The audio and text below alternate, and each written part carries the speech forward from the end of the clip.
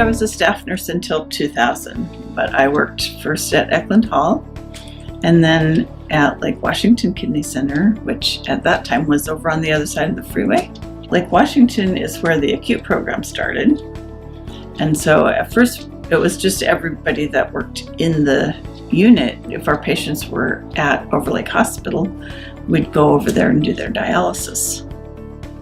We were in a building that sat up kind of in front of Overlake Hospital and kind of a slope from there down to where the hospital was.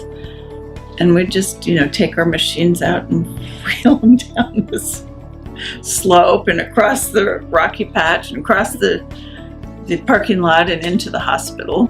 So dialysis machine, RO, and then a little red flyer, seriously a red flyer wagon with supplies in it. Our 2 carboys are like our acid and our bicarb, and then stuffing 4x4s and things in around those to get everything over to the hospital.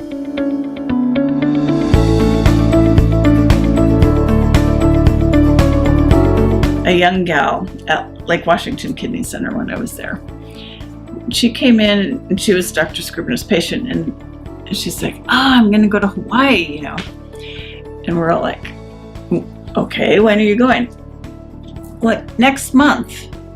We're like, okay, are you sure? Do you have a place? I think they had maybe 2 dialysis stations on Kauai at the time. And people waited years to get on a list to go to Hawaii and dialyze. And so we were just sure she wasn't going to get in, but we weren't going to burst her bubble. And a couple weeks later she came back. Yep, she was going. Dr. Scribner had called over there. She had a spot like that. So she knew better than we did.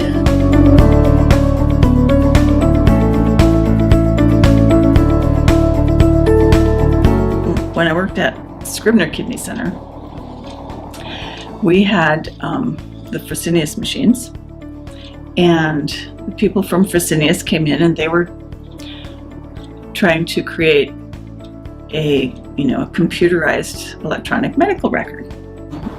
It was the late 80s, early 90s, and so they picked 3 facilities to help them and to help test it, and we were one of them. And it was just on a PC at the nurse's station. Well, the research nurse and myself were the only ones that were interested in it, but I would poke around with it. Oh, and Dr. Ahmad, he loved it. Well, you could request changes and they would probably do it for you, but it'd be about $60 an hour for a programmer, which was really a lot of money then. So okay, so gonna figure that out. So I did, actually, and I made a lot of changes to that program, and I got us using it, and I wrote a little user manual and I trained people how to use it. So that was really the beginning of my informatics career, but I wasn't officially in informatics because there was no such field anyway.